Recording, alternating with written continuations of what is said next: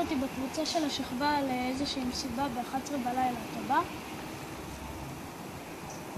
רגע שנייה, יש לך הודעה בוואטסאפ. אני כבר אחזור אליך. אוקיי. הבנתי. באחד בצהריים.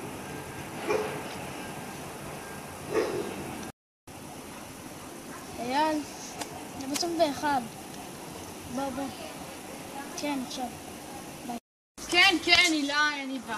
לא, אני לא יודע את השטויות שלי. טוב, אני בא, ביי. היי, יש פה חר, אני יכולה להיות בכוונה. היי, מה קורה? כל זה לא חשוב.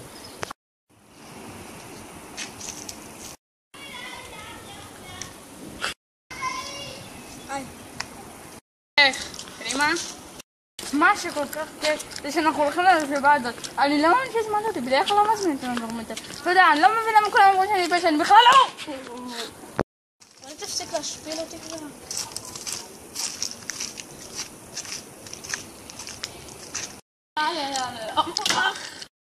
אתה פוסטמה? לכיוון! מה אתה? קוסמת.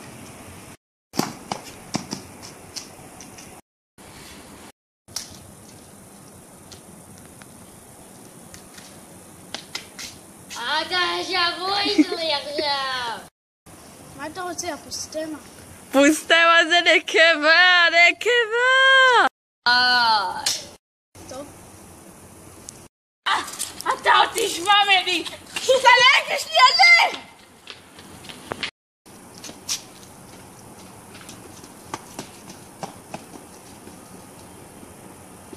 אתה חתיכת קניבל מטומטם!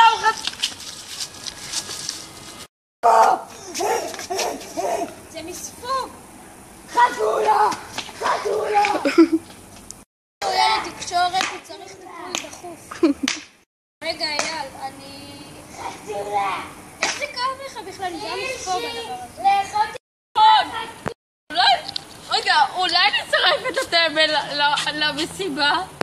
דבר ראשון, עד הטמבל. דבר שני, אם אני אצרף אותו ואתה תהיה בשקט כל הדרך למסיבה וגם במסיבה, אין בעיה. היי! ילד! איך קוראים לך? נועה. אוקיי, יש מצב שאתה רוצה להצטרף אלינו למסיבה? לי ולחבר המטומטם שלי? אוקיי. אוקיי, בוא. עשו לה קשות אימא.